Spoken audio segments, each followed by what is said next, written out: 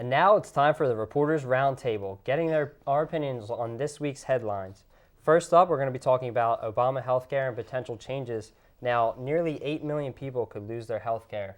What do you guys think about the challenges to the Obama healthcare law that the Supreme Court will hear? I mean, I think it's been challenged from the get-go. They've had issue after issue after issue, and I just think they need to get it together. It's been a horrible, horrible start when everything crashed in the beginning, and I don't know. It's really aggravating because I get we need healthcare, and I know we need reform, but I don't know if the Affordable Care Act is doing the right thing. I don't know. I'm just confused by the whole thing. There's so much to it. Right. I agree with Maria. I mean, we have been in this, so it's been so long now that we've been into this healthcare. Why are there still challenges? Period. I mean, their health care being threatened. It's ridiculous. I mean, it should be straightened out by now. So when you dangle the statistics that 8 million people could lose their health care, obviously that's going to scare a lot of people. Obviously. But it's something the Supreme Court has to look into because when it was passed, it was a Democratic president and he had a majority Congress, a majority Democrat.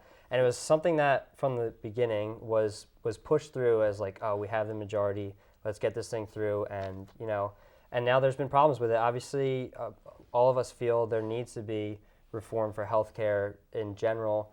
But the problems with this are, the employers are forced upon this. There's mandated taxes if you don't get healthcare. And I know if you're 100, we'll move on to the next topic. But it's something that definitely needs to be looked at. There definitely needs to be changes made. Yes. All right, so the next topic is the Department of Justice Ferguson report. Now, some key officials in the report have resigned. What does the city need to do to revive its shattered police department at this point?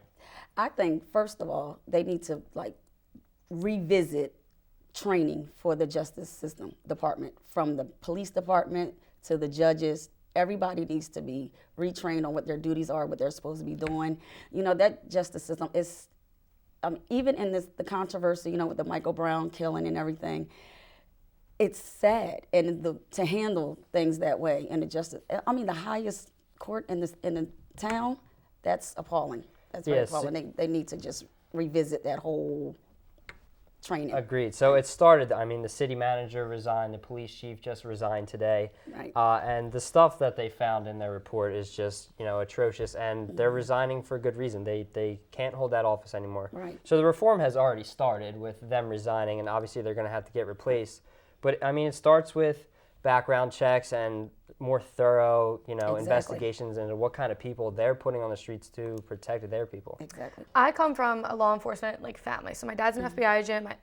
Police has run in my family. So I know the way that they're being trained isn't to target African Americans or race or anything like that.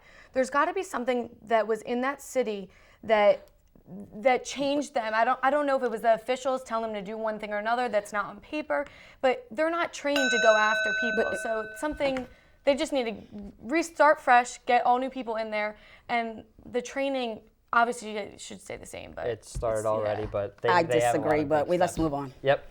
All right, our last subject is the Indian Parliament and the ban of the documentary India's Daughter. Now, was the U.S. Parliament justified in banning this documentary? How do you feel about that? Well, I think they were right, because when they wanted to air it was on Women's Day, March 8th, and that's a day to empower women, to give women.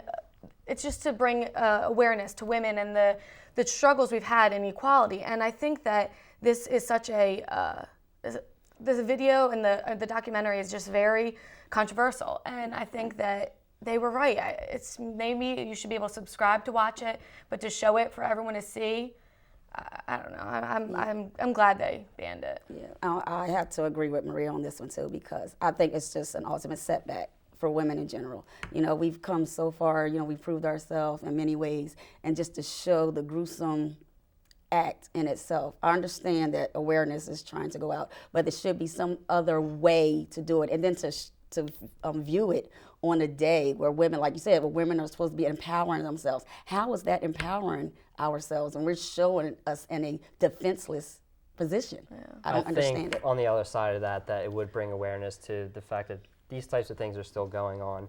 and just the manner in which it happened, and the quotes from one of the prisoners saying a rape is more a woman's fault than a man's fault are just It's sickening. The whole unbelievable, thing's- especially in this day. It's sickening, but I still think that it could have.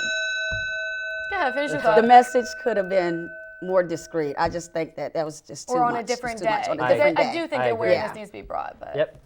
All right, well, that's all the time we have for Reporters Roundtable. We'll be back after these messages.